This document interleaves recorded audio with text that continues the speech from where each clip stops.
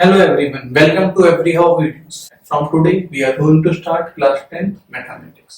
तो class 10 में mathematics में total 15 चैप्टर हैं और हम वीडियोस के थ्रू आपको total 15 चैप्टर पढ़ाएंगे. In this video we are going to see the differences and similarities and how we can change from basic to standard and standard to basic.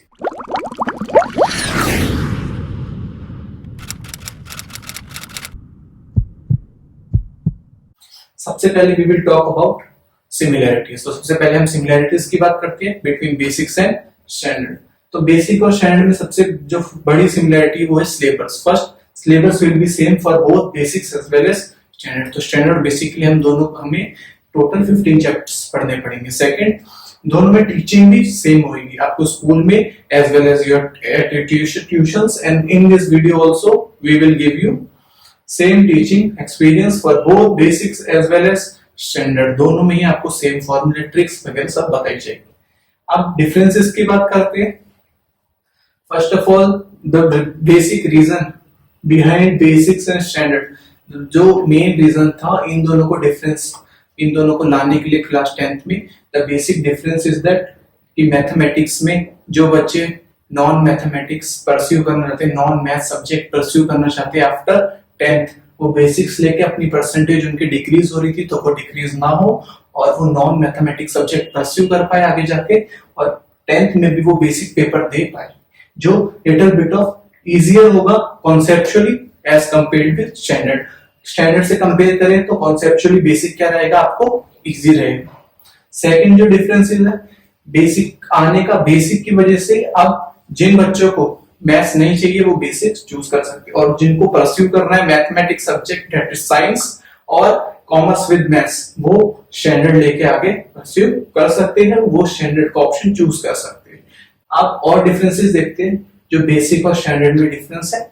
Sample papers भी आपको different मिलेंगे. Standard के अलग question paper होंगे और basics के अलग question paper होंगे.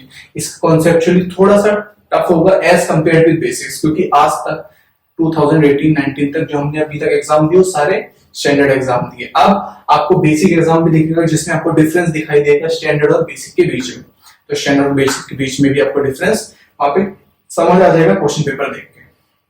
और अगर हम बात करेंगे सिमिलैरिटीज और अब डिफरेंसेस की और आगे बात करते हैं. सिमिलैरिटीज तो हमने देख लिया, सब्जेक्ट का सिलेबस सेम है और टीचिंग सेम है. और डिफरेंसेस की अगर हम बात करेंगे तो बेसिक और स्टैंडर्ड में ये है कि स्टैंडर्ड में आपको पता है कि आपको लेना है मैथ्स 11th एंड 12th में, बट अगर आप स्टैंडर्ड के 10th बोर्ड्स में फेल हो जाते हो तो आपके पास ऑप्शन रहता है कि आप स्टैंडर्ड का बेसिक पेपर भी दे सकते हो, कंपार्टमेंट वाला. आप बेसिक वाला कंपार्टमेंट का पेपर दे सकते हो और आप कंपार्टमेंट का स्टैंडर्ड वाला पेपर तो दे ही सकते हो अगर आपने स्टैंडर्ड चूज करा है.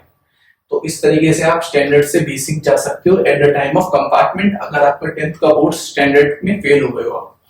अगर आप बेसिक्स में 10th क्लास बोर्ड में फेल हो गए हो तो कंपार्टमेंट के टाइम आप सिर्फ बेसिक ही चूज कर सकते हो.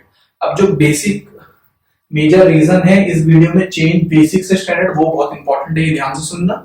अब आपने 10th का बोर्ड बेसिक से क्लियर करा है बट आपको अब लगा कि नहीं मेरे को विद मैथ्स वाले सब्जेक्ट परस्यू करने, तो at the time of compartment of standard, जब स्टैंडर्ड का कंपार्टमेंट होगा आप बेसिक का पेपर दे सकते हो.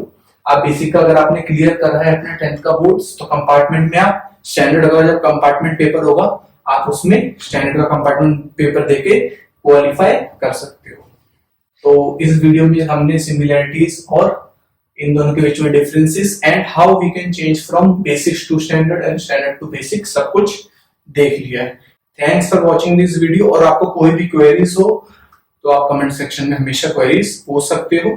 कोई भी सब्जेक्ट रिलेटेड. अभी तो मैथमेटिक्स स्टार्ट कर रहे हैं, फिर और सब्जेक्ट भी स्टार्ट करेंगे. Thanks for watching this video. Have a nice day.